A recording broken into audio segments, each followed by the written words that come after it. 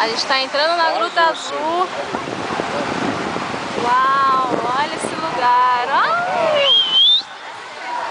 caramba, olha esse lugar. Olha o pássaro ali.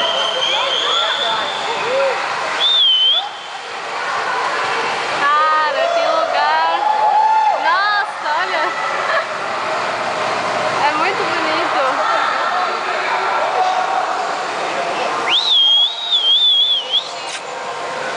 Muito bonito. Muito bonito. Show de bola.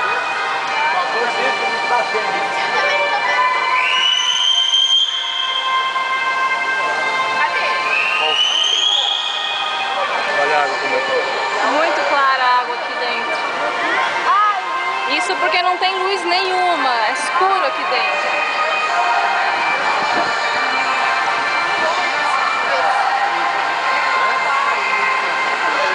Olha lá, passou alguma coisinha aqui, ó. Então, é um cavalo marinho. Olha lá, olha lá. Um peixinho, não sei se é preto, ó. Tá vendo o preto ali, ó? Então, um cavalo marinho nós chamamos peixe. Não, não é cavalo marinho isso, é peixe. Olha quanto! Olha quanto peixe! Cara, a água aqui é linda! Linda, linda!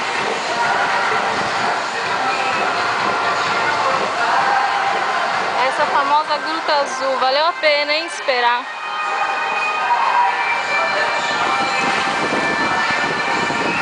Tá reclamando do capitão com tamanho, né? O outro tava com pressa. Olha lá o passarinho. É isso aí, galera.